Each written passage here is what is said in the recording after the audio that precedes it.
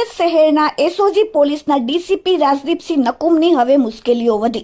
કોંગ્રેસ નેતા અસલમ સાયકલવાળા દ્વારા કથિત વાયરલ ઓડિયોને લઈને સીટની રચના કરી ગુજરાત હાઈકોર્ટ, ગૃહ વિભાગ અને સુરત પોલીસ કમિશનરને લેટર લખીને કાર્યવાહી કરવાની માંગ કરી. દર્શક મિત્રો, સૌપ્રથમ તો એક ઓડિયો સાંભળો જેમાં આક્ષેપ કરવામાં આવ્યો છે કે આ વાયરલ ઓડિયો સુરતના કાપડના વેપારી દિલીપ કુમાર ગોરડિયાનો છે, જે વાયરલ થઈ રહ્યો છે. Sir good morning. डीसीपी नकुम मेरे घर पे रात को आया था, उसको पूरा माजरा मैंने दोपहर को बता दिया था। तो कोई फरियाद विड्रॉ हो सकती है, उत्कर्ष से आपकी सेटिंग हो सकती है, तो तोड़ पानी कर देगा वो। तो कोई दिमाग लगाओ, कमाएगा। मैं लेके आ जाऊँ अहमदाबाद आपके पास। उत्कर्ष यदि विड्रॉ करता हो, कोई रास्ता निकलता हो, तो तोड़ पानी के लिए वो तैयार है। आप विचार कर लो, मेरे को बताओ। और रात को मेरे घर पे 2 घंटे बैठा था। मेरा निजी फ्रेंड है, बहुत होनहार अफसर है। आपकी भी मुलाकात करा दूं, अहमदाबाद लेके कल आ जाऊं।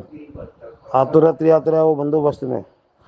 एक वो भरत भूषण वाले केस के अंदर 1 नंबर पड़ा है, 2 नंबर अभी पड़े नहीं है। तो पहले की केयरिंग कब की है, मेरे को लिंक भेजो, तो वो भी देखूंगा मैं।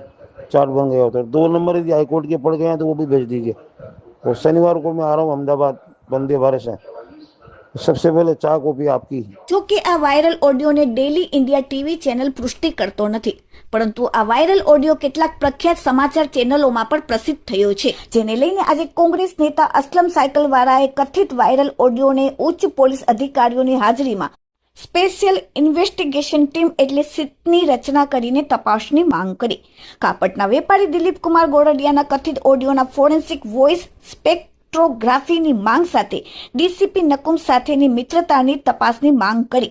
આ સાથે તારીખ 15/7/2026 થી 8 દિવસ સુધી કાપડના વેપારી દિલીપ કુમાર અને ડીસીપી નકુમ વચ્ચે મોબાઈલની વાતચીત, ઘર અને ઓફિસ ખાતે રૂબરૂ મુલાકાત માટે તમામ પ્રકારના મોબાઈલ લોકેશન અને સીસીટીવીની તપાસની માંગ પર અસલમ સાયકલવાળાએ કરી છે. હવે જોવાનું રહ્યું કે ડીજીપી સુધી પત્ર લખાતા કયા પ્રકારની તપાસ થાય છે.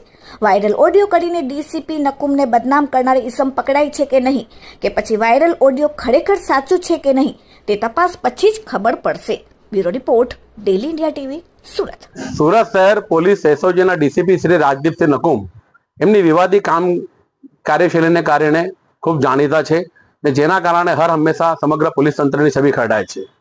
નામદાર ગુજરાત હાઈકોર્ટમાં એમના વિરુદ્ધ ઘણા કેસો ચાલી રહ્યા છે, ચાહે નાસિરનગરનો કથિત ડિમોલિશન પ્રકરણ હોય કે નામદાર હાઈકોર્ટના વિદ્વાન એડવોકેટ શ્રી ઉત્કર્ષ દવે મારફત એમના વિરુદ્ધમાં જે પીઆઈએલ દાખલ કરવામાં આવી છે કે એમને નામદાર ગુજરાત હાઈકોર્ટ અને સુપ્રીમ કોર્ટના આદેશોનું ઉલ્લંઘન કરેલ છે, એ બાબતે સો મોટો દાખલ કરવામાં આવી છે.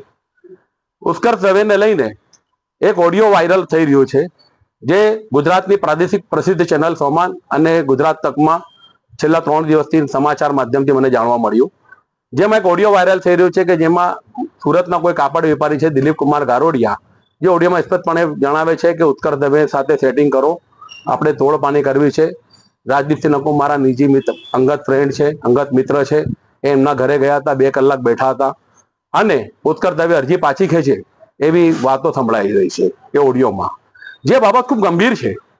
ન્યાયતંત્ર અને પોલીસ તંત્રને રૂપિયાના જોરે બાંધવા લેવાનો પ્રયાસ છે. જો ઓડિયો સાચી હોય તો એની તલસ્પર્શી અને તટસ્થ તપાસ થવી અત્યંત જરૂરી છે. દિલીપ ગારોડિયા આજે ભલે આ ઓડિયોથી પોતે અંતર રાખી રહ્યા છે કે મારો ઓડિયો નથી, પરંતુ આજ રોજ મારા દ્વારા ડીજીપી શ્રી ગુજરાત રાજ્યના જીએસ મલિક સાહેબ, સુરત શહેર પોલીસ કમિશનર શ્રી, ગૃહ સચિવ શ્રી અને રજિસ્ટ્રાર શ્રી નામદાર ગુજરાત હાઈકોર્ટ સમક્ષ એક લેખિત રજૂઆત કરવામાં આવી કે આ ઓડિયો જે સમાચારોમાં પ્રસિદ્ધ થઈ રહ્યો છે સમગ્ર પોલીસ તંત્ર માટે ખૂબ ખરાબ કહેવાય, સારું ના કહેવાય. એના વહીવટી માટે, સુચારુ વહીવટ માટે, આના માટે ઉચ્ચ પોલીસ અધિકારીની અધ્યક્ષતામાં એક સીટની રચના કરવામાં આવે અને તાની તલીસ પરથી તટસ્થ તપાસ કરવામાં આવે. દિલીપ ગારોડિયા એક તરફ એમ દાવો કરી રહી છે કે હું રાજદીપસિંહ નકુમને ઓળખતો નથી, રૂબરૂ મળ્યો નથી, જ્યારે આજ દિલીપ ગારોડિયા એના ફેસબુક એકાઉન્ટ પર રૂબરૂ મળીને એમને શુભેચ્છા આપતો હોય, જ્યારે આઈપીએસ તરીકે પ્રમોટ થયા તેના ફોટો અપલોડ કરે છે, એના સોશિયલ એકાઉન્ટ પર એમને જાહેરમાં સમર્થન આપતો વિડીયો વાયરલ કરે છે, ને એક તરફ એમ કહે છે કે હું એમને ઓળખતો નથી કે રૂબરૂ મળ્યો નથી.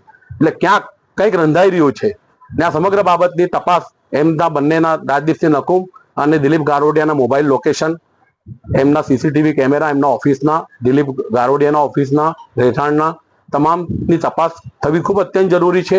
ને આ તપાસની અંદર, સીટની તપાસની અંદર જો એ કઈ કસૂરવારો નીકળે એની સામે કડકમાં કડક દાખલા કાર્યવાહી થવી પણ ખૂબ જરૂરી છે.